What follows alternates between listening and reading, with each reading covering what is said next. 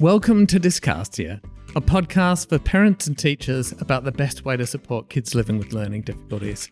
I'm Michael Shanahan. And I'm Liana McCurry. I always do that, don't I? And I mean to do it. I'm Bill Hansberry. Sorry, everyone. I'm Bill. Thank you, Bill. And I'm Liana McCurry. There she is. Welcome, Liana. Thank you both for helping me remember names. Thank you, Mike. And we're casting to you today from the lands of the Kaurna people. We are. And we want to, like always, pay our respects to elders past, present and emerging. And I do want to acknowledge that this has always been, is and always will be Kaurna land. And I think we need to also acknowledge that colonisation and dispossession are both, sadly, ongoing processes. Thank you, Bill. Liana, welcome back. Thank you very much for having me again. We had to have you again. Oh, we've been waiting for this Yes. one. And people listening, if you haven't listened to our previous episode, you really do need to listen to that in conjunction with this. Probably not before. You can listen to this one first. But Liana had a fantastic episode with us last year where she shared her scope and sequence and insights into teaching maths. And that's where she let us know that she was going on a Churchill Fellowship research study tour to work out how the best countries in the world teach maths. And we said we wanted to get you back when you've finished, and you've done it. I have gone. I can't believe that it's been done. It's amazing. But yes, so my project idea was looking at best maths practices in countries who perform consistently well in the PISA assessment. So I went to Singapore, who consistently perform at number one. I visited Japan. I visited Finland, which was an interesting one because they are very highly regarded in the world of education. However, they have actually declined at the same rate as Australia. So they are doing research over there into what has caused that decline as well.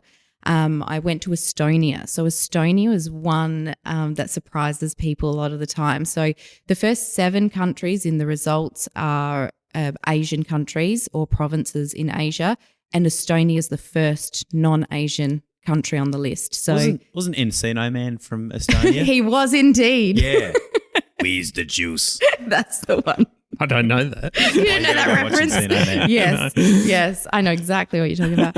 And then from Estonia, I went to Vancouver in Canada. And the reason that I went there was because Canada was the first predominantly English-speaking country on the list, and they ranked at 12th overall, whereas Australia ranked 30th overall. So this is the whole idea behind it, is because back in when PISA started in 2003, we ranked 10th overall in the world. Mm-hmm. We then, into 2018, ranked 30th overall. So we have had a massive decline, and particularly in the area of maths.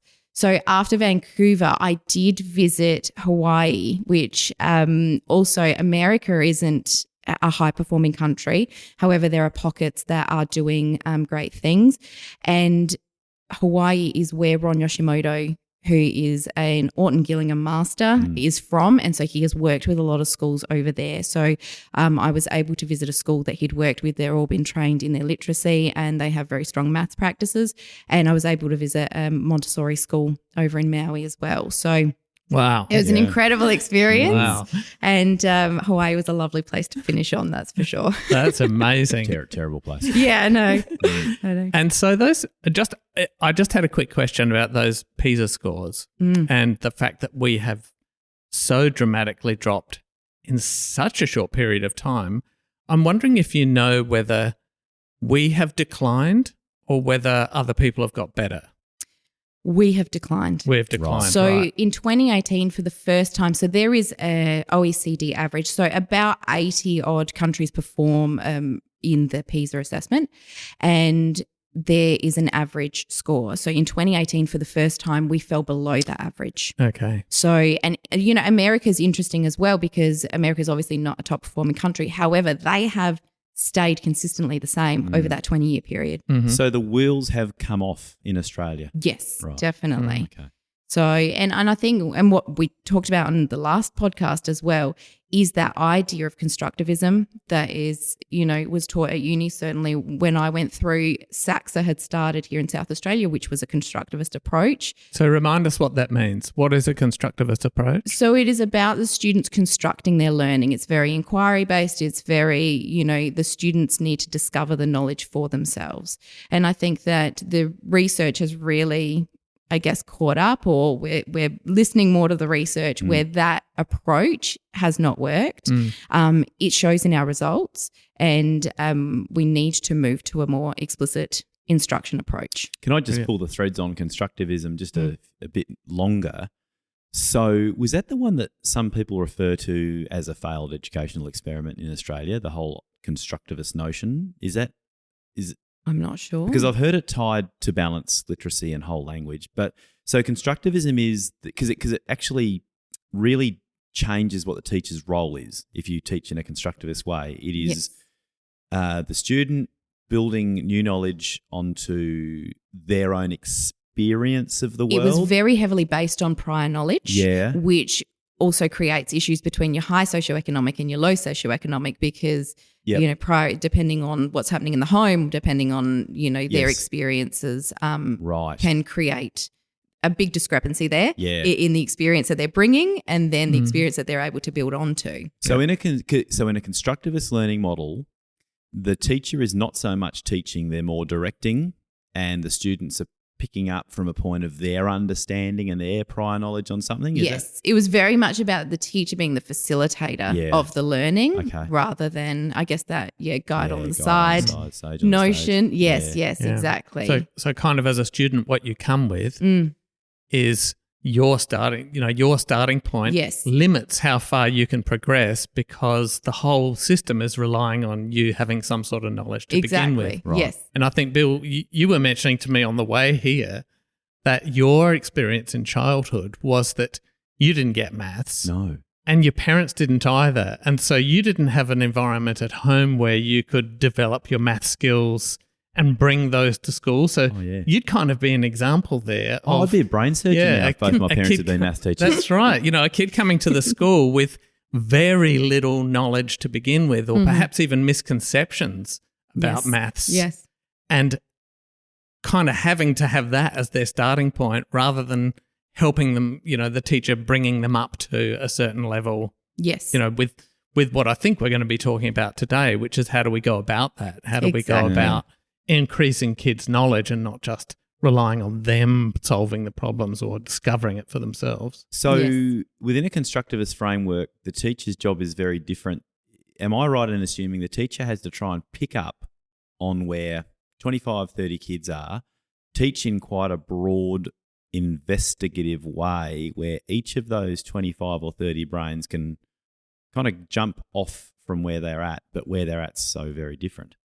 That is true. And I think as well, like we've all seen it, we've all done it. Who stood in front of a class and said, who can tell me about this or who knows about this? Yeah. You're going to have the same, if you're lucky, 5 kids who are going to answer you every time. And then the rest of your children are sitting there because they don't have the knowledge. So then they can't engage in the conversation. Which kind of becomes double whammy for kids living with learning difficulties because often their parents do as well. Yes. Yeah. And I know, from my personal experience, living with dyslexia and having kids that live with dyslexia was like, I couldn't give them any support. And so they would have come to school with less knowledge than your typical kid, not just because they live with dyslexia, but because their parent did as well. Yeah. And so, it's kind of double whammy, isn't it? Yes, it is. It would do – kids who come to school with a lot of prior knowledge would do well. Yes. And like you say, they'd be the same 5 people putting their hand up in the class and solving the problem while the other kids kind of sit there and think I'm dumb. And they think that, absolutely, or they think there and think, I'm just going to sit quiet because that kid's answering everything. I'm not going to put my 2 cents worth in. And then, I'm at a site where we have 70% EALD, so 70% as an English additional language or dialect. So a lot of our students go home to parents who don't speak the language. They don't speak English, they speak an additional language, and so they can't help their children either. So for some of our students, or a lot of our students, they're only getting English here at school. So there's that they're also contending with as well, and get my words out.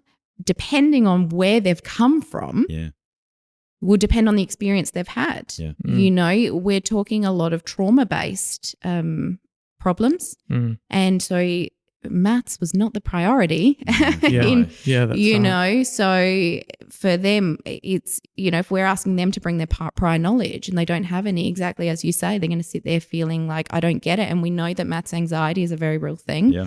And it happens from a very early age when you don't experience success. Yeah. So if we get it right from the get-go, then it's proven that they will have more success later on as they continue up through schooling. So I know we have spoken. Yeah. So I know. I mean, that was a bit of a sidetrack, wasn't Yes, it? it But I was. think it's worth exploring because it kind of explains why perhaps we might be going backwards. Because if that's our approach, then it's no wonder kids are not progressing and picking up what they need to pick up, because it's so complicated, isn't it? And you were talking about English as a second language, and I was mentioning dyslexia. Even though this is about maths, Math is a second we language. know Yes, that it is. language is a huge part of maths. It's massive. Literacy is a huge part of maths, and That's you right. can't succeed in maths without the literacy background. Yes. In fact, some of the most complex sentence structures that you will ever come across, you find in maths. You do. Not in English. Oh, I like that parallel, Michael. Or in NAPLAN in particular. That's where you find them. But yeah, exactly. Vocab is so important because, when we're talking about change, often children hear the word change in science. We change from a liquid to a solid to a gas. But when we're talking about change in terms of money, it's a completely different context, and we can't assume that the kids are just going to pick that up. Yeah. We have to explicitly explain what that means, and that's why, maths vocab has to be such a big part of instruction. We need to break it down and explain it. All right. So we know so you did not see constructivist-based I did not. pedagogical models. Teacher was Liana. at the front the whole time. Yes. And Liana, take us through, where do you want to start? Conclusions or recommendations? I'll start with my conclusions, I guess, from the experiences, what I witnessed, what were the commonalities between each of the places that I went to. And I guess what I went in thinking I was going to see, I actually sort of came out with some different ideas. Okay, so what were you thinking you were going to see? What was your kind of hypothesis or the thing you're investigating? So I guess my thing was that I was going to see explicit instruction and use of multisensory materials, which I definitely did. However, a few countries in, I realised they were very fascinated by the fact that I was fascinated by textbooks. Every single country had textbooks in primary schools for all subjects. And so the teachers not having to create those resources, they're there provided for them. And I think that here we have been sold a lie of autonomy. When you really break it down, it's actually not achievable, because as a teacher, especially in a primary school when you're teaching 7-8 subjects, I'm expected to read the curriculum, interpret the curriculum, we'll get into that in a bit as well, and then work out what I'm going to teach, what it's asking me to teach. Sometimes it's not clear. What am I going to teach? Now I've got to break that down into lessons. How am I going to teach that? What resources do I need? How am I going to assess that? Creating assessments. So, and I'm expected to do that for a number of subjects. And did you and just often say- at 3 a.m. Exactly, because that's when your brain is working, right? You're like, you just said the lie of autonomy. I did. So let's go there. Oh, I know. It's a big statement, I think. Like us, we're in the bold statements here. I've said it before. I just think that there has been this, expectation of teachers having to create everything from scratch, and it's been sold as autonomy. You have autonomy in your classroom. And I think that that's a lie, because if we're working towards a curriculum, we're teaching children, we're all supposedly teaching the same thing. Why am I creating different resources to the person down the road, and why is a child at this school getting a different education from the child in the school down the road? So because if I personally love maths and I love teaching maths. However, not everybody feels that way. So if you're not as confident, then perhaps the level to which you're teaching it, well-intentioned, is not as high a level as it needs to be. But we've been told, but you have autonomy, so, you make it up. Well, why am I making it up? I don't think that that's right. And as a teacher walking in, had I had a textbook that told me what to teach. So I met with a teacher in Estonia who, again, she was just fascinated by how fascinated I was by this textbook. And she said, because I have that, I don't have to worry about what to teach. I can worry about how to teach it. And that was such a powerful statement Put for down me. your glasses. Yeah, exactly.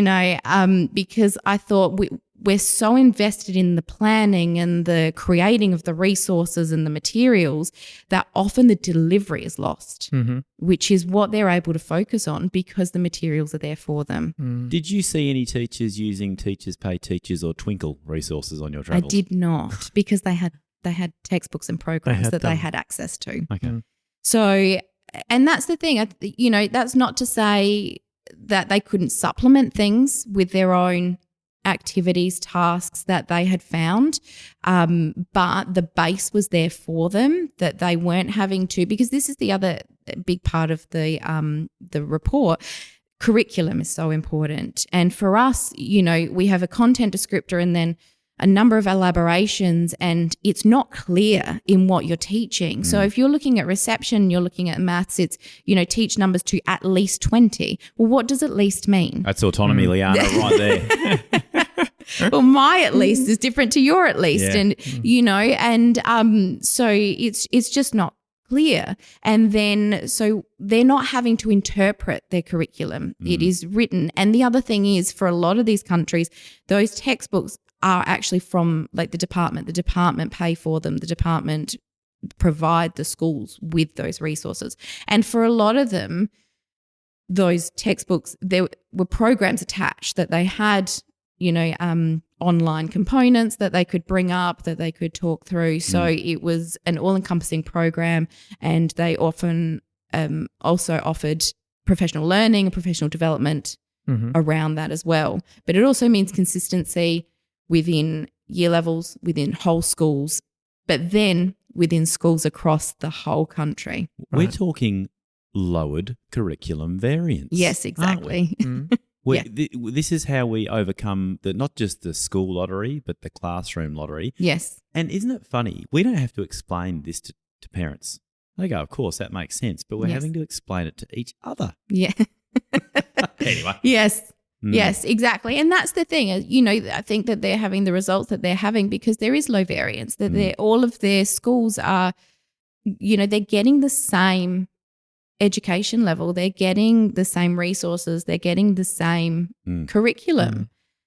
But just kind of on a clarification of that, because part of me, and perhaps this is because of the era in which I did my teacher training, part of me kind of goes, but I like that autonomy. Yeah. You talk about being sold the lie of autonomy, I think, but I like having that autonomy as a teacher. But I'm a professional.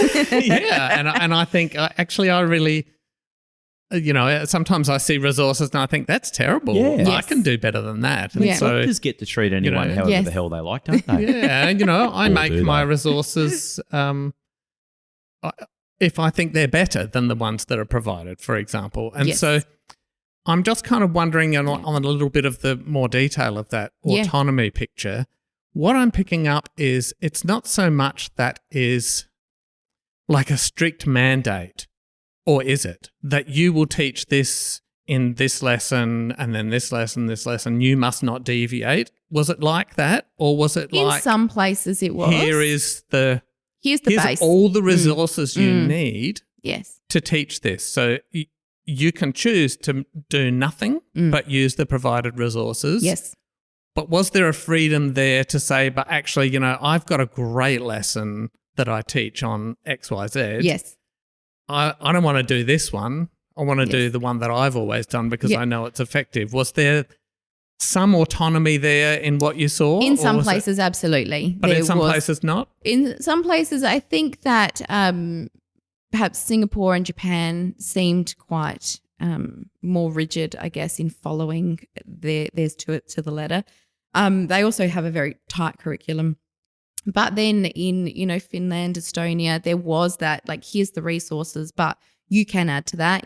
That's your base, you can do more there. But I think the other thing is like, this is what I want you to teach. You can have the autonomy, but you're not having to work out what to teach. Yep. So here's the lesson. You want to do your own activity. You want to do that. That's fine. Yeah. Throw in a joke or use a different example or whatever. Exactly. But here's the content. Yeah.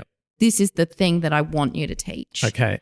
And that's different to our curriculum. I think ours is just far too open and too open to interpretation. And I think that it needs to be much more rigid and just we have elaborations within the Australian curriculum and, the amount that you have to read. So part of the report breaks down just an example from each of the curriculums from the places that I went to.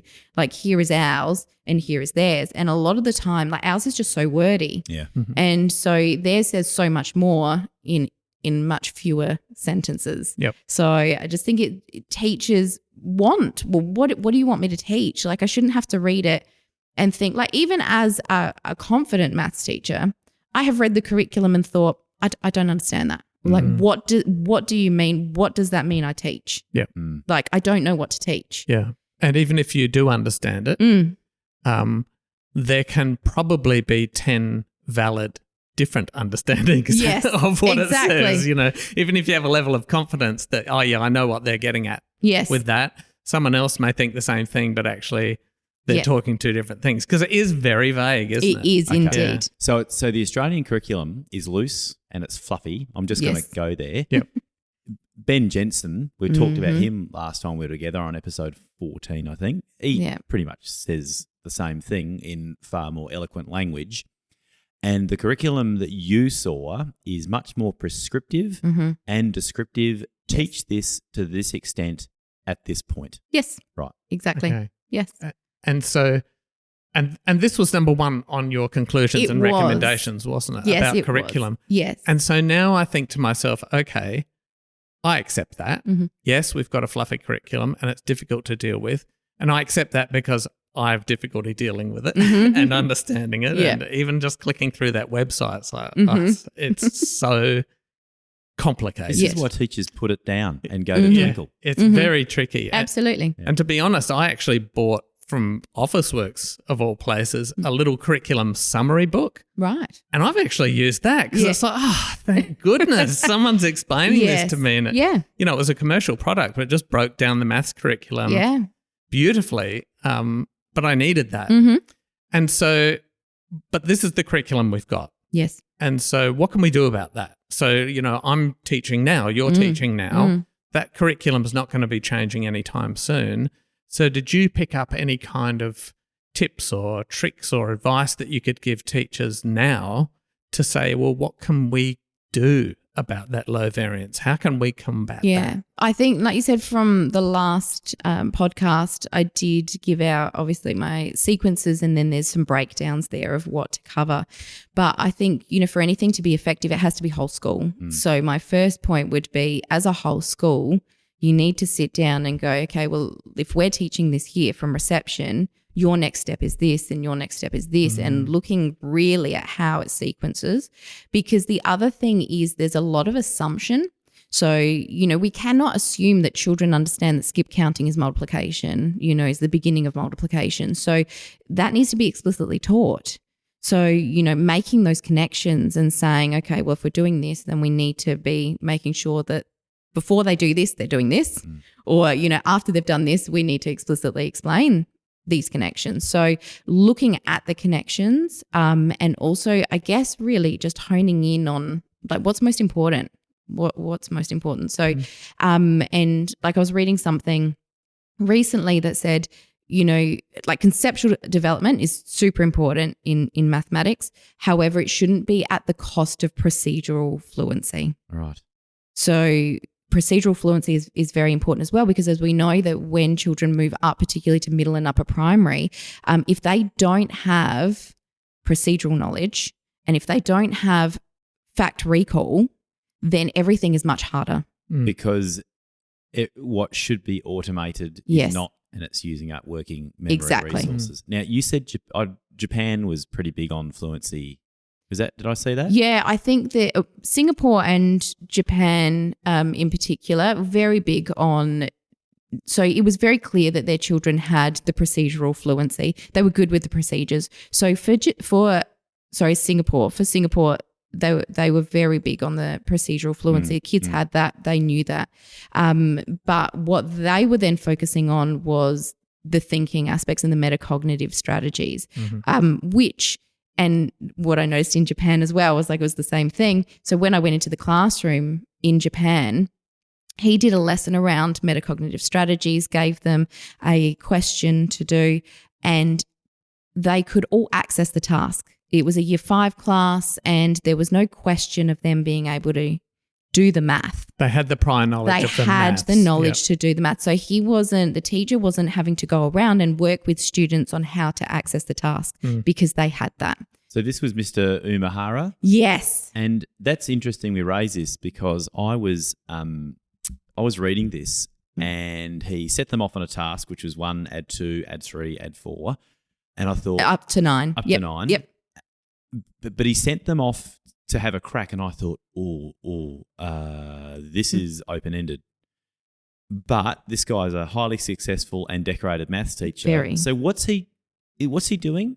Because this sort of teaching I don't think works as well in Australia. No. And I know it's not to do with how close anyone is to the equator. Yeah. So what's Mr. Umahara got with his kids that ours or some kids over here might not have? Yeah, so they were all in they have those individual single desks that you see from, photos from the 60s in schools, like those. And they were in little groups of 3, maybe 4. But it was do the task yourself, then discuss in your groups. So they were doing that pair share stuff. And then he pretty much said the answer, told them the answer. The answer is this. The answer is, I think it was 45. So this was 1 plus 2 plus 3 plus 4 plus 5 plus 6 plus 7 plus 9. 8 plus 9. That's correct. And I thought, I wish he added 10. Yeah. So that's 55. That's my favourite number. Oh, there you go. You've just been stuck on 10 over there, haven't you, mate? So that was the question. So he added 1 to 9. Added 1 to 9. Cumulative, yeah. Gave them the answer, said the answer's 45. I don't care about the answer. What I care about is how you got there. Yeah. What was your strategy? What was your thinking? And that was what the children discussed. And then he got children to come up, explain their thinking whilst he scribed on the board. And then he wrote their name up above it as well, so that there was that ownership. And then got children to, is there anything they want to change? Is there anything they want to talk about? And it was interesting because there was a girl who came up and she said, I've done this. I know it works. I don't know why. Yeah. This makes me think about Greg Ashman referenced some experiments that Sweller did right at the beginning of cognitive load theory. Do you know the one I'm talking about? Oh, not the experiment. Okay, so students were asked to, John Sweller, this is in the late 70s, gave students the answer and a number they had to get to, and they could get to by either doing 1 of 2 operations, multiplying by a certain number or taking a certain number. Might have been multiply by 3, take 25. So most people got to it. They got to the target number, but what you had to do was do those 2 processes alternatively. Got to the end of it, his question was, did people know how they solved it? No one realised that they had done one after the other. They'd use those 2 procedures, multiply by 3, take 25. And that was the beginning of cognitive load theory, because he said they were so loaded up by trying to discover that none of them could tell him how they did it. And this is kind of where it grew from, and that's exactly what you made me think about. Oh, there you go. That's what he did. Yeah. Right. Yeah. And so were they so loaded up here? Well, again, because they could access the maths, that wasn't the focus of the lesson. Yep. The lesson was the discussion around the strategies that they used. And, it was just really clear that it was an environment where they were all safe to make mistakes and, do all of that stuff. And the relationships that he had with his students was exceptional. But it was just interesting because they just the discussion of the strategies and, and I always say to people, like, kids are going to think of things that I don't think of. Yeah. They come up with things that are just amazing. And you think, I've changed some of my teaching based on responses I've gotten from kids because I've thought, well, that's genius. Yeah. Now I'm going to do that for, but he also said that because the curriculum is so rigid, he only gets to do those lessons a few times a semester. So not as often as he would like, but he has won an award for his maths teaching because it is very different to a traditional Japanese classroom. Right. Okay, so this guy is a great maths teacher who says he would rather do that more often. I'm going to be controversial here. We are in an environment that basically goes teach first. Yeah. Right? He didn't teach first in that lesson. So my question is, what did he get away with and why did he get away with it? So this reminds me of, I went to a conference in Singapore and I went to see a professor who's actually from Queensland, a University of Queensland or Sunshine Coast or somewhere up there. And she said, imagine going to learn to play soccer and you go out every day and you learn to dribble, you learn to shoot your goals, but you never actually play a match. That's essentially what we're doing to our kids in maths. Mm-hmm. And that was really powerful for me because I was like, Ben Jensen talks about moving away from skill-based curriculum to a knowledge-based curriculum. We need to build the skills, but then we also need to make sure that they're applying the skills. So there are two aspects there. And so for me, what Professor Umahara was doing was getting them to apply the skills that they'd learnt. Yeah. That's how I look at it.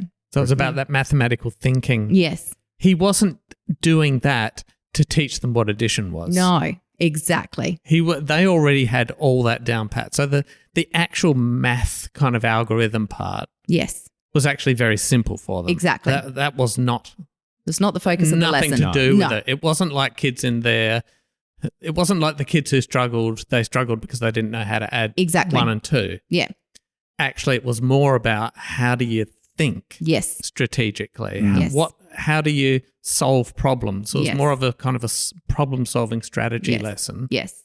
And I always, when I've done those particular types of lessons, it's important for your more capable students because if you find mathematics easy, they'll go, well, there's straight to one way to do it. And so they don't often see that there's other strategies. So it's important for those students to see that there are multiple ways that you can do something. But then it's also good for your lower students because they may be thinking of something in a far more complex way than they actually need to. And they could look at something and go, oh, well, that makes sense to me. Yeah. I can do that. So it works at both ends as well. So it comes to that.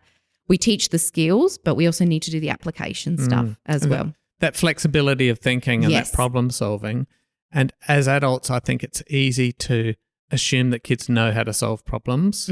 My experience is they don't necessarily have very good problem solving strategies. They kind of guess or they add stuff up on their fingers, but they're not really thinking about it. They're just scratching for stuff they already know. Yes. Yeah, absolutely. And I really like that approach because I think if you talk about the point of maths, beyond us learning these basics, it is finding those new discoveries. If I become a mathematician, my job is to solve problems that no one's been able to solve before. And this is the kind of thinking you need, isn't it? This is the skill you need to do that. But as you say, that's not the focus of the lesson because our students are novices. They're not experts. So if we come back, maybe one day they will be mathematicians and that will be amazing. Yeah. But we don't expect them to think like they don't have expert mathematicians at school. Yeah. And this comes back to that cognitive load theory that Greg Ashman's talking about, and that's where that inquiry stuff comes from as, that the focus of the lesson was the thinking because they had the strategies to do the addition. Whereas if we're not using it to teach addition, because that would be, an inquiry That would be very confusing. It'd be very confusing for students. And as you say, particularly for kids with learning difficulties.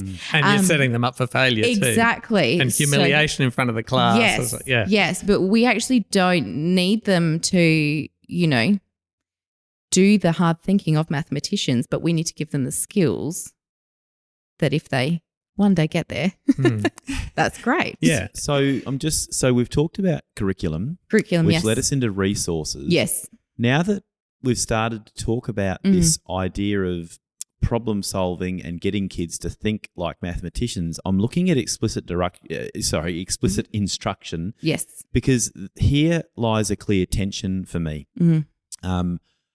My guess is that the Australian curriculum is very focused on trying to get these kids to think flexibly about how they approach mathematical problems. However, what I've heard you talk about, Liana, is that to approach mathematical problems in a strategic way, you need to have a lot of knowledge up in long-term memory to draw from. Absolutely. So this whole idea of thinking like an expert or doing maths like an expert doesn't just come with maths. They talk about how does an expert write, it's got a big gaping hole in it from what I can see. And you started touching on it. You said novices do not think like experts. So what's the difference between how a novice thinks and an expert thinks? Because you're pretty good with this stuff. Can you break it down for us? Good question. I think I would direct people to the Greg Ashman podcast that we were talking about. Really, I think, put that in the show notes because I think that he really just explained it best. But he talked about, we had this idea that for students in science, for example, they need to think like scientists. Well, actually, they don't need to think like scientists because scientists are experts and students in schools are novices. And what we need to do is we need to build the skills. So, we need three things. We need the conceptual understanding, we need the procedural fluency, and then we need math recall, fact recall to automaticity. So, if you have those things, then you will be able to access your maths and be successful. Yeah. So that's our goal. We've been kind of working through your conclusions and recommendations, and we've spoken about curriculum and the fact that, the places you visited that are really successful have the lowest curriculum variance and the most explicit curriculum. Yes. And I remember when we were back there and I was saying, was there wriggle room? I think it's interesting that the ones who had the least wriggle room, I think you mentioned Singapore, are actually the ones at the top of the charts. Yes. I don't, probably too much of a jump to say it's all because of curriculum that they're there, but I think it's interesting that, maybe that's a little bit counterintuitive for us in our culture to be thinking, actually lower variance it gets better results. But I think as a teacher in the classroom, you open the curriculum and I think, just tell me what you want.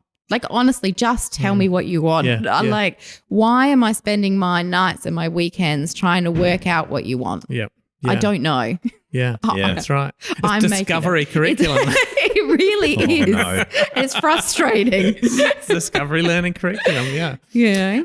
And we've talked about having high quality resources, which are kind of rolled into that curriculum discussion, weren't they? And that's one of your recommendations is that really we want teachers to have everything they need available to them. So they can worry about the delivery and the how, not the what. Yeah, and put some creativity and their own touch onto the delivery. And that's the thing, I think, yes, they may have had textbooks. Yes, they, had those resources, but you are still the teacher. How you deliver that, and how you bring that in, that's still you. Yeah. So it's just providing high quality resources in the hands of teachers, hopefully as well, to give them back their weekends and their nights how about some time? That's right. We have thousands of people out there reinventing the wheel every night, all planning lessons from scratch that have been planned 1,000 times before. Why are we doing that? Yeah. Why? Yeah. That's my question. I'm a far better teacher when I'm well slept and I know exactly what I'm teaching. Exactly. And so I think we get that, don't we? The curriculum and the resources, that kind of base level information for teachers. And I think that would make things easier for parents as well. If there was some sort of structure they could follow and they Yes. knew where their kid was going and what they were doing. And then we started talking about explicit instruction. Mm-hmm. I don't think we've really No, haven't quite spent touched much it. Yes. time on that Yes. yet. So I'm kind of looking and thinking that's next on the list Yes. of your conclusions and recommendations. Yeah. So can you say a little bit about that and what Absolutely. you discovered? And I think that, you can't talk about explicit instruction without talking about cognitive load theory. And, that is, explicit instruction is based on cognitive load theory. So it's the idea that we present new information in small scaffolded steps to really ensure that success for our students. But the resources that I saw in schools, they are stepped out for teachers. So it's literally, a lot of them were scripted, but a lot of them were, here is your introductory, your activating prior knowledge activity. Here is the bulk of your lesson, which is based on the I do, we do, you do, gradual release of responsibility. But it's also got in there, so the most effective teachers that I saw, it's about great questioning as well. And asking great questions in a maths lesson is often very difficult. It's not an easy thing to do. And some people are just good at picking their times and they know that. But for these teachers, it was written in there for them. At this point, ask this question. So that checking for understanding, which is part of explicit instruction, that's built in for them. Yep. So again, it's taking away that load for the teacher so they can worry about the delivery. And then you've obviously got your, finishing up sort of activity before the students do some practice in their own books, whether it be textbooks or their workbooks, that they could practice the skill that they've been taught. Yeah. So there was a lot. I think all of the schools that I saw had some explicit instruction in one form or another. And sounds very structured. Very structured. And, from an intervention perspective and working with kids living with disability, structure is very important. Exactly. Maybe more important because it gives that kind of reliability, that sense of security. Yes. And, you were talking before about kids living with trauma. Yes. Structure is comfort. Structure means that I'm not so anxious. I know what's coming next. Even if I don't like this bit, I know it's only going to go for a few minutes and then it's going to be a bit that I like. Yes. So that kind of predictability and structure, from intervention is incredibly important. And sounds like in the classroom as well. Absolutely. They were doing that. And it sounds like perhaps we don't have that kind of structure here but it's up to the teacher, isn't it? The teacher provides that structure or not. And I think that we're on a bit of whether it's explicit instruction, I know we use explicit direct instruction here at Salisbury, we're on a bit of a revolution, I think. I think the tides are turning back towards that explicit instruction. And I think we've done so much work in the literacy space around this is how children with dyslexia learn best. It's exactly the same in maths. This is how children with dyscalculia learn best. Because as it is currently, if you read a fact sheet for dyscalculia, there's most of the children that you work with, but it's not that they have a learning difficulty. It's that the instruction hasn't been strong enough in tier 1 in classrooms currently. Yeah. So hopefully we can change that. Yep. Yes. Okay. So explicit instruction and, all that involves was a component in all of the successful places. Yes. And then I see you were talking multisensory. Yes. Yeah. So what is it about multisensory that the places that are doing it well are doing that we're not, perhaps? I think coming back to resources, consistency of resources as well. But when you're talking multisensory, I went in to the University of Helsinki in Finland, and they teach their pre-service teachers how to use manipulative. So they were using the place value, the base 10 blocks, but they had base 10 5 blocks. So they were getting the students, because they said they're all familiar with base 10, they were getting them to try and think in base 5 because they wanted to put them in the role of the student. Oh, so the student teachers had to think in base 5. The student teachers had to think in base 5. Gotcha. So that, when I say students, I meant student teachers at university, because they're all comfortable with that. So how do you put them in the mind of a child who struggles and, take them out of their comfort zone and given something else. And so they're very big on the multisensory approach at the university level, which was amazing. But I think that also in Helsinki, I actually went to a special school with a majority of students who are nonverbal. And so how do nonverbal students show you their understanding? Through multisensory. So this is use of manipulatives? Use of manipulatives, use of anything that's tactile really, just to show understanding. So like at the special school, for example, they were doing addition with egg cartons, and Kinder Surprise eggs they were putting in there. But it comes back to the CRA methodology. So the CRA methodology, which is big in Singapore as well, is that you begin with the concrete materials.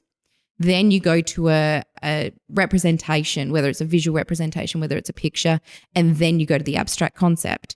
So what often happens in classrooms is we move to the abstract concept far too quickly. Or immediately. Immediately when there hasn't been the concrete and the concept understanding. Because the teacher is suffering the curse of expertise where that's all easily accessible from their long-term memory. They can do it abstractly and make an assumption that children can as well. But it could also be a case of they don't have the resources to do that, because there's not a consistent approach with, you go to any school, maths equipment it's a mess, there's just stuff everywhere. That methodology was really big in Finland. When I went to the university, they do practice that, and they went through those steps within that lesson that I saw. We'd better just define what we mean by multisensory. That is teaching engaging visual, auditory and kinesthetic. They call them channels. Yes. But in layman's terms, it's seeing it, hearing it, talking about it, touching it, moving it. So those kids in that special school, the auditory part of the VAK was not available to them. So the only way they could show their learning was by actually manipulating those maths manipulatives. Yeah, right. Absolutely. Yes. Okay.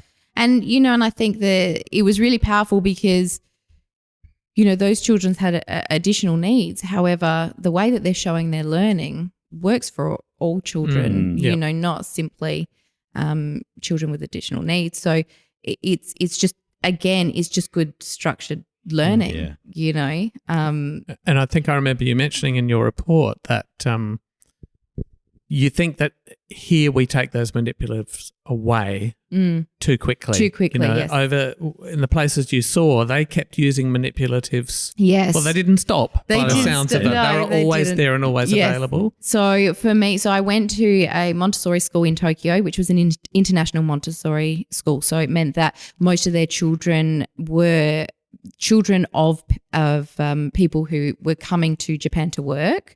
So there weren't Japanese children in that classroom. And then I also went to a Montessori school in Maui. And, the resources are the same completely, but they are huge on multisensory, and their maths equipment is just amazing. And they have books where they have 200 lessons to follow for each of their students. But even the children who were at the abstract stage were still checking their work by using the manipulatives. Yeah, because working memory can become overwhelmed and you need to get it back in front of you sometimes, don't you? Yes. Liana, I'm looking at my notes about the Montessori school in Tokyo, and I've got use of manipulatives, not just any, same ones, precisely organised. And you saw something about no digital devices in rooms there too. Not any at all. Not a board, not anything. So it's just a very different approach. So they have classes where they have a 3-year band within that class. So the class that I was in was ages 6 to 9, and it is very self-directed. But, they had expectations of what they needed to work on whilst the teacher works with a small group of children on whatever lesson they're up to. And then so they were grouped by age, but also by the lesson that they needed. So there was a group that the teacher worked with on maths. And then whilst those children were working independently, he walked around with things like flashcards of, they'd done work on shapes, checking for understanding with the children on their shapes and whether they could name the shape. So, or checking with another group with flashcards of times tables. So, doing that checking in whilst walking around. Mm-hmm. So it's a very different, environment. But between that school and the school in Montessori, all of the resources were the same. They were organised the same way. And, their maths resources, they're just amazing. Yeah. So those Montessori schools have been very deliberate about which resources, when to use them, which lesson plans to use them with. Yes. Okay. Absolutely. Yep. Yeah. But again, because they have the book of lessons, they're not having to make it up or work out what comes next, because it's progressively written out for them. So the scope and the sequence is taken care of. Yes, absolutely. Okay. Yes. So those manipulatives, I think, are even more important for kids living with learning difficulties. Yes. Because, as Bill said before, and I think this relates to the working memory, they free up your working memory. And the fact that you can see what you're doing means you don't have to be thinking about it. You know, you can lay it out and that bit's done. So it frees up a bit more of my brain power to solve the problem or do the next bit. And I think, yes, we take manipulatives away from kids, but my experience is they replace them with their fingers. Yeah. And so kids that I see are in that dreaded cycle of being stuck with doing stuff on their fingers. And, you know, I explain to them that's fine. You know, it works as a strategy. Yeah. But the problem is it's really slow and error prone, and they actually work harder using the counting on your fingers strategy than if they, you know, got a few facts under their belt and, you know, freed up their working memory. And so I think that's a bit of a sign here that we do take away those manipulatives too soon, because the kids kind of solve the problem by replacing them with their fingers. Absolutely. And I think that we have sort of moved away from that fact recall as well, because, you know, there was that understanding, or no, they need the conceptual understanding, which they do. But there's a lot of power in just being able to recall facts. So when you get up to year 4, 5 and you're doing fractions, you're doing area and perimeter, if I can just recall the facts, it's going to make my life much easier. So, and there's also, you know, addition, you know, again, we've got older kids who are using their fingers, which is fine as a strategy when you're learning, but we want those facts to automaticity. And, you know, or with multiplication, their times tables, they're reverting back to skip counting using their fingers. So we do want that focus on that fluency. And I think that having those under your belt, it makes things so much easier. And, you know, and that's what we're seeing, like in the upper years, our kids don't have that. So that's a real focus for us. So you did see that fact fluency having more of a focus in the schools you visited than we have here? Yeah, well, I think particularly in the younger years, there was that fluency, because, you know, when I got it up into the older years, again, there wasn't that question that the kids could do the maths. They could do the maths. Yep. So, you know, that was a focus in the younger years, you know, get that right, get that in. And the curriculum supports that as well. The curriculum was like multiplication to 9 times 9, you know, by year 2 in Japan. Yep. You know, our curriculum says 2 times tables in year 2. So why are our children doing just 2 times tables? And in Japan, they're doing up to 9 times 9. You know, because they want those facts in as quick as possible, because it's going to make everything easier. And of course, people living with dyscalculia and dyslexia even, times tables are the killer. Yes, you know, absolutely. They are in my experience, the biggest cause of stress, you know, aside from fractions perhaps. Yes. But I think they're related. Yes. And so this is difficult, isn't it? And you know, even if you look at social media discussions, they are often around, how do I get my kid to learn these facts, these times tables facts? And so that's a tricky one, I think, because you really do need to be fluent. Yes. In those facts to be able to move away from using your fingers and so on, and to be accurate.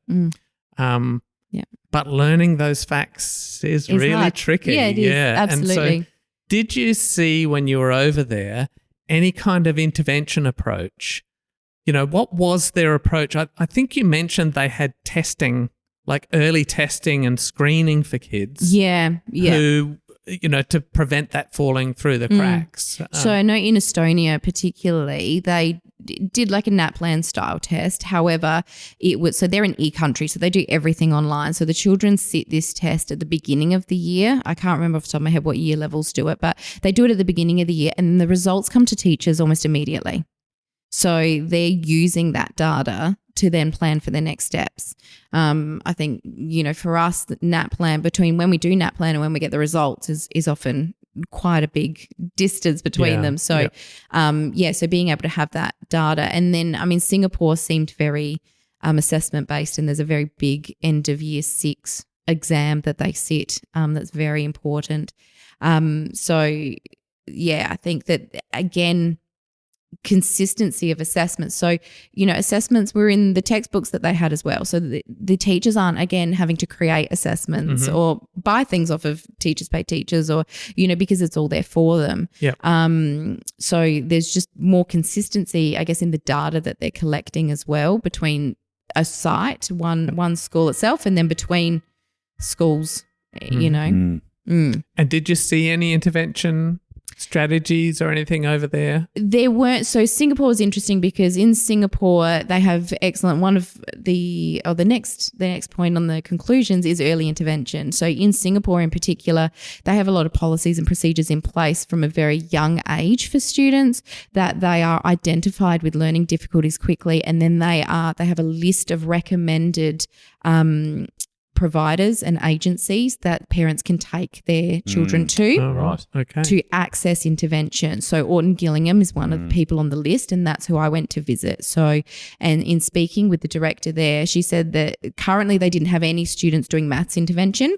Orton Gillingham do offer multisensory maths training for anybody that's interested, but they have the procedures like right back from preschool. Their teachers are looking for a particular thing. So this is part of my conclusion was that we need early intervention, and we need to train our teachers in preschools, kindies, and our reception, our junior primary teachers in what to look for. For students with learning difficulties. This is a stark contrast to the fact that in Australia we are still dragging some states kicking and screaming to a phonics screening check, right? Because what precedes early intervention is good screening. Yeah.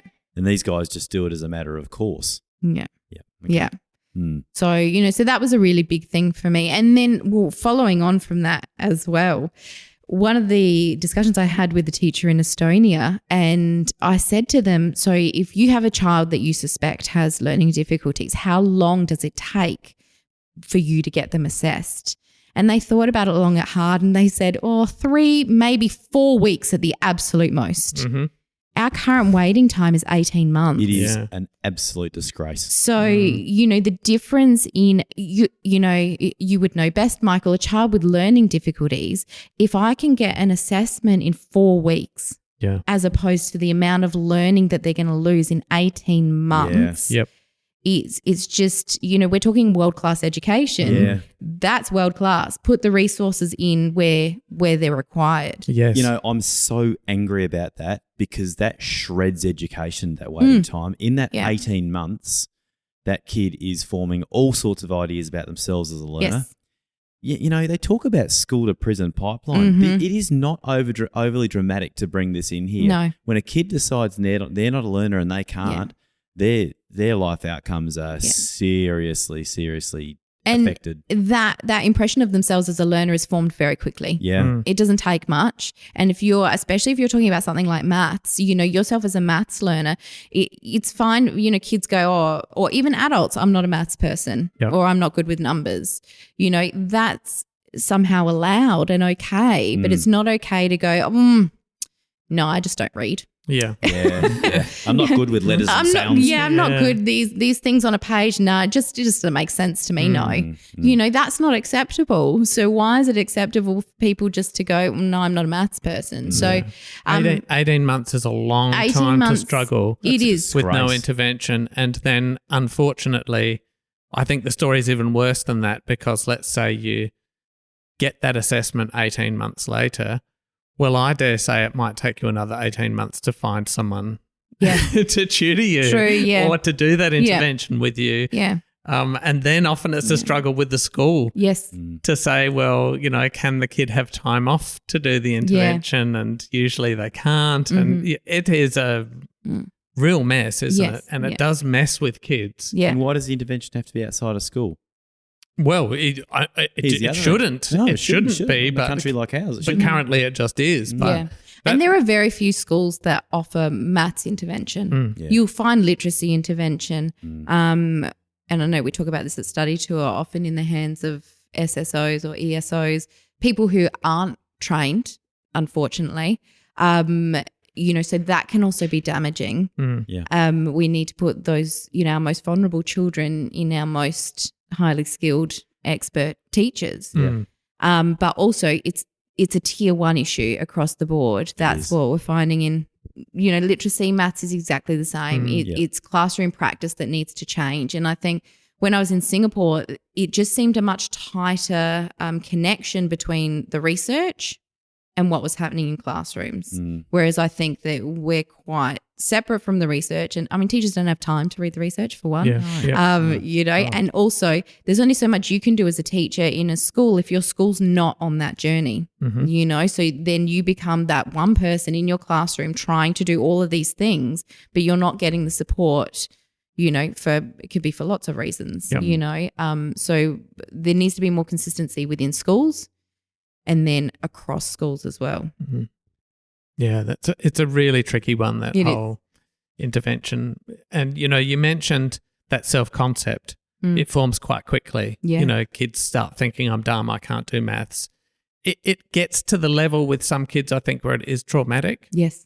I have some kids that I work with where I have to do multiplication kind of by subterfuge. Like I can't tell them that it's multiplication, because if I do, they just shut down and they won't do it. They're so terrified of it. And that's it. That doesn't happen instantly. Like there's a story behind that. That kid has probably struggled for a long time to get to the point of giving up on that. And then I think the other issue with that is you spend a lot of time building their confidence up to the point where they can do it. But that confidence is very fragile. Yes. And sometimes it only takes even an offhand comment from a teacher or me or anyone to have them plummet down again and start thinking they're dumb again. It's a very some poorly so sequenced hard. instruction. Well, and it's so preventable. Yes, it is. Yeah. One of the other things, like coming back to resources and the curriculum's written in strands. So you've got your number and algebra, your measurement, geometry, and your statistics and probability. There's no scope and sequence. There's nothing to tell you teach this, then this, then this, then this, which is why I created them, because there wasn't anything. So, if it's not sequenced in the right way and the children aren't being explicitly taught the connections between the concepts, then you're left thinking that everything's separate when all maths is connected. And that creates massive issues. It's really tricky. So there is scope there for improvement, and there are models out there that work. So that early intervention, we have the phonics screening check. Why don't we have a numeracy screening check and get kids that support before the damage is done, or to at least minimize that harm? What else have we got on the list? We've got pre-service training. Yes, God, pre-service We've touched on that a little bit. We've got an episode on it. We have, So, I think that I can talk to my experience of when I went to university. It was that constructivist approach, and that's where education was heading. I think that some things are starting to turn slightly, but we need to be a bit more severe in that turn. And I think that, teachers are coming out, finishing uni. Everybody will always tell you that what they learnt most was when they were on prac, right? That's number one. As provided you got a good supervisor. Exactly. Well, that's the thing. It's completely dependent on your supervising teacher. It's dependent on the direction of the school. So there's too many inconsistencies there. And so we need to make sure that when mathematics is taught at university level, how do you sequence? How do you break concepts down? What is the CRA methodology? What does that mean? What are effective resources? How do I plan? Well, how do I plan a unit? Because the thing is, if they're planning them, then ideally that shouldn't change. You know what I mean? Because the concept doesn't change. So, just really giving them, how do I teach using an explicit instruction model? What is concept development? How do I teach it? I think that we just need to really make that focus rather than, like, here's a bunch of shapes, tell me what's the same about them, or do you know what I mean? Like, we need to build those explicit skills. Yeah. And so we need to teach teachers how we build those explicit skills. If any cashed up listener wants to put some money into a project, we're up for it. We'll start our own teacher training program. Yes, absolutely. Salisbury could become one of those teacher trainer schools. Should be. Yeah, that'd be a great project. So honestly, I'm feeling a little bit overwhelmed. There's so much there. There's so much. And there's such a gap between what appears to be kind of best practice and the countries and the schools and the systems that are doing really well. Yeah. And what we're doing, there's such a long way to go. There is. Isn't there? And it can seem very overwhelming and very like, oh my gosh, where do we start? Exactly. What do we do? Yeah. Even this conversation we have found difficult to structure because there is so much to talk There's about. so much in it. Your Yeah. report, And it's so complicated. And so can we simplify it for people who are listening? Yeah. And say, well, what, I can't change the curriculum. No. What can I do? What sort of simple practices can I start doing in my teaching that are going to start to address some of this? I think you've mentioned it, and people should go back and listen to the last episode where we talked a lot about, within your school, lowering the variance. So within your school, we're not given a scope and sequence, but so let's make one for ourselves and let's stick to it. And at least in the school and for our students year to year, we can give that kind of consistency we've been talking about today. So there is that level of control at the school level. Yes. So if you have a whole site which is on board as well, if everyone's on board, that's exactly, right. which is the other thing that can be really difficult when you're one person in your four walls, it can be incredibly difficult. So So what about for that one person? So one person in those four walls, and they think, I'd like to improve. Yes. What are some of the things people could start doing? And I'm thinking here about best bang for buck, because they can't do all these things we've talked about. You cannot at all. What from what you saw and your experience, what do you reckon? Is the first cab off the rank for your typical I was going to say, teacher? which I think that Bill could probably talk about a lot as well, but I think that teachers need to understand cognitive load theory. Yeah. Mm-hmm. I think that just building your own knowledge around cognitive load theory, and if you want a framework like explicit direct instruction, the framework there changed my teaching because it gave me the structure. Yeah. And that's what I was craving as a teacher. I wanted a tight structure. So they would be my two starting points. I would say be kind to yourself. Yeah. You can't do it all. And you want to do the best for your students. Every teacher does, but building your own knowledge around that is going to help. Can I add to that? Really simple stuff. Get the students facing you. When you look at what you're teaching, work out exactly what you have to teach and what you want your kids to be looking at and thinking about while you do it. So there's that controlling attention bit, which is really important. The other bit, shivers, it's now escaped me. It was in working memory and it was great. and it was amazing and life-changing. It will come back to me though at some point. But there are some basics here about teach it well. Yeah, I've got it back. Build review in. Mm-hmm. We are notorious in maths in teaching, say, fractions in term whatever, and then they don't get touched again. Look at your sequence and see if you can keep coming back to things. Build yourself a lattice. They call it an interleaving model, and don't be scared to review stuff using slides. People are rushing to the OCA resources for now. That's review. It's strong in review. Is that? There are review and lessons in there as well. Yeah. So what we did as a starting point for us was every year level, the teachers looked at their year level curriculum for maths and we picked out our non-negotiables. What is it that your students must have by the end of that year level? And it's probably a good starting point, even if you are that one person in your own classroom. Decide that for yourself. What are your students not leaving without? They are going to have that no matter what, because that's what is going to be most beneficial for them moving forward. Yeah. That's important. So that's going, but I couldn't put it any better. Yeah. What must they have? Yes. So like I always say, you know what, like I'm sure it's lovely that students know names of different triangles or something like that. But if they don't have their number facts, that's not going to help them. Yeah. So my focus is the number fluency, that fact, the automaticity, fact recall. But then we're also working on building the concept and that understanding of the concept doesn't change. Yeah, so I'll take that stuff over, say, tessellations any day. Yeah. So what that means is teachers are making some decisions about what they leave out, Liana. Yes. Yeah. Yeah. Okay. And I always say to people, do you know what? To be honest, there's some things, if you don't have time, there's some things I can leave out. You know, like, I mean, I taught year 1 and during COVID, you didn't get to everything and you had to make those choices about what you're going to leave out. Will something happen? Won't something happen? Do you know what? That's not my priority. I'm not going to spend, you know, a week looking at scenarios. In fact, we're going to go back and do our numbers because that's what's most important to me.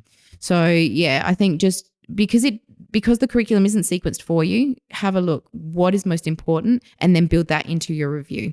Yeah. I really love the fact you brought up review. And for people who are listening and might have missed it, our last episode was our last review episode? with Yeah, David it was on Morcunis. review with David Morcunis. And he is interested in maths as well. And one of the things he said, you know, his absolute kind of go-to things that you have to know were the 4 operations, you know, Absolutely. addition, subtraction, division, multiplication. Procedural fluency. You've got to know them. Yes. And so, you know, in his review, and we had a similar conversation about you can't cover it all. No. You know, he always made sure kids got that and that was constantly reviewed. Yes. I think that review is so important. I have kids, you know, in maths who have a memory of being taught stuff that I'm talking about, but they kind of say, oh, yeah, I remember that. Yeah. You know, I say, do you remember what, you know, such and such is? The other day I was doing like bed maths, you know, with a kid. Yeah. And I was saying, oh, I think I've heard this before. And I was saying, oh, what is it? And they told me a long story and it was completely unrelated. And so they had clearly been taught it, but I dare say it's had never been reviewed. Yeah. Since they'd been taught it and so they'd forgotten it. Yes. Our 5-6s currently have that in their daily fluency because it's that flexibility with the operations, you know, and so it's really important to the point where kids are asking for more. Oh, because they're enjoying it so much. Because it solves such a mystery, doesn't it? Exactly. I think kids like it they too. Understand it's like, it. oh, there is a structure. Yeah. And you know, maths is fun when you're successful. When you can do the maths, it's fun. Yep. Yes. You know? Can we just paint the context as well? Salisbury is a low socio-economic educational area. It's what they call category 2 of disadvantage, which is the second highest disadvantaged category. So we're not in some leafy green, folks. And these are kids asking to be taught more bed maths or bod maths or bid maths, depending on what you call it. Yeah. Just to straighten that one out. Yes. Yeah, and so I think that review, you know, because we are talking now about what you can do as a teacher, you know, or a tutor or even a parent. Yeah. And we discussed this with David, you know, as a parent you may not understand the maths or know it, but you could take a role in review with your absolutely. kid. You know? Well, 4 operations doesn't change. Yeah, right? That's right. Practice the times tables. Yeah. Yeah. Do you know, and the biggest thing for me is what our children, like they say that it's actually easier to do multiplication as opposed to addition because you can fall back on your skip counting, right? So, which is not what we want because we want them to know their multiplication facts, their times tables to automaticity. But what we're finding is that just single digit addition, children don't have to automaticity. You know, when you're going over 10, they don't have those facts to automaticity. And then, so if I don't have addition, subtraction looks like some crazy, mysterious thing that I don't understand. Multiplication, I don't know what you're talking about. Divisions, like, because they're not seeing the connections between them. But because that time hasn't been spent in cementing those facts. Yeah. And then it just makes everything, it's a snowball effect. Yeah, Everything's harder. Yeah. So, you know, I'm very big on let's get that right at the foundational levels, and that's why we talk about our non-negotiables. Like you're saying, yeah, tessellations are fun and I can do that. In art, that's great, but in maths, I need to make sure they have their number facts. Yes, yes. And they're probably more fun lessons to teach. Yeah, they are. than getting the kids to do their tables again. I know. That's what you do. You take your autonomy in your art. You knock yourself out. Yeah. It's not about us. It's what the kids need, mate. That's right. That's the standard line, isn't it? It's not about you. Yeah. Liana, just have to acknowledge you're our first ever repeat guest. Oh my goodness. On this cast. Yeah. Oh, really? Yeah. Do I get balloons and streamers? Oh, they're just out in the foyer. They're just being set up now. So, yeah. Yeah. Oh, thank you. Brilliant. Yes, again. And so when the report comes out, when you Yes. finish that, where will it be? How can people access it? Yeah, so I might send it your way to put on the Please, show notes, yeah. on the Yep. show notes. That would be amazing. It will be published on the Churchill Fellowship website. If anyone's interested in Churchill Fellowship, applications are currently open. It doesn't have to be education based. It can be whatever tickles your fancy. Yep. As long as you have a project idea that will, support or help the community in some way. Yep. You know, what is the purpose for when you return? Yeah. Yep. That's the biggest thing. But yeah, if anybody's interested, and then I will, I guess, push it out on my social media as far and wide as I can take it. Ask Great. Bill to push it out on his. We'll push it, and we feel honoured that people got a sneak peek into your fellowship. Depending on when we get this out, Michael, we'll do our best. Yeah, and But, It may be published by the time we get this it out. could be. It could that would be great. And look, we've tried really hard today to summarise it, but Don't know how well we've there's done. so much in it, isn't it? And so, There is. And so I would recommend people Yes. take the time to read it. Because I've read it, and I think your report does a better job. Perhaps we did today of trying to put some structure to it, because you've got great examples in there, and I think they're really good. You know, those actual kind of anecdotes of this is what you observed and what you saw. Yeah. They're great because they paint a really good picture. Sure do. And so, yeah, I think it's amazing piece of work that you've done, Thank you. and I'm so grateful that you can share it with everyone. Yeah. Because I'm sure people will get a lot out of it. Yeah, and teachers, when you get it, put it in front of your leaders. Seriously, leave it on desks. Pester people. This is too important not to be paid attention to. And, I know that literacy is in quite a focus at the moment in schools, but we're still teaching maths. Yeah. It's not, it really can't be left aside. We'll get to it. Yeah. We're still teaching it. So what's happening in classrooms? Yeah. So, yeah, I think that It's the whole thing's a difficult It is. space, isn't it? It's difficult to find a maths yes. tutor if you do need intervention. There's not many of us out there compared to literacy.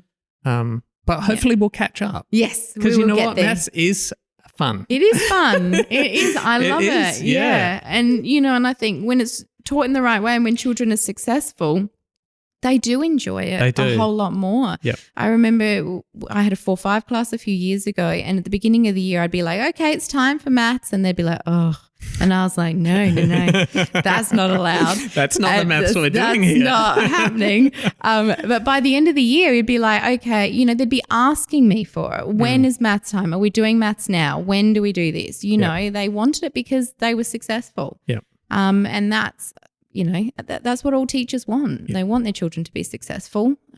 So that's why, teachers are well-intentioned, but the workload is unsustainable. Yeah. And It is. teachers are being asked to do far too much. That's why I say that there's a layer of autonomy, because we're doing the work that we shouldn't have to be doing. It's not our job to interpret a curriculum. That's the job of the experts. Tell me what you want me to teach. And it would also be why, if you're not strong in maths, Yes. you'll spend, your precious amount of time that you have, you'll Yes. probably spend it doing the things you are stronger in, because who has the time? Exactly. In your own cognitive to learn load. something new. Yes, absolutely. Yeah. And, even like as a, I'm very confident in teaching maths and putting things together. There's still a lot of thought that goes into it. And the thinking that you have to do to plan the lesson, and this is the problem, is the thinking's going into the planning rather than the delivery. Yeah. And that's what we're missing. Yeah. And I think there needs to be more of a focus on the how rather than the what. Yeah. Yeah. What Brilliant. a beautiful way to sum it up. Okay. Well, thank you, Bill. Once again, Thank you, Michael. wonderful to have your insights. Thank you so much, you, Liana. Thank you for coming having back me. for a second time. We've had such fantastic feedback from the first episode with amazing. you, and from people, using your scope and sequence. So And some people have been in touch. So I also encourage people, if you have questions, please email and ask me. brilliant. That's very generous of you. And Pleasure. all the show notes and your scope and sequence are still there on Yes. our previous episode. Thank you, everyone, for listening. Yeah. I hope you got something out of it. You can connect with us on social media. You can make comments on the website. You can subscribe to our newsletter. So if Liana's paper's not published by the time the episode goes out, if you're on our mailing list, we'll let you know when it is. And we always love comments and conversations. So if you've got something to say or a question to ask, don't hesitate to get in touch with us. Yes. Thank you. Fabulous. Thank you. Thanks.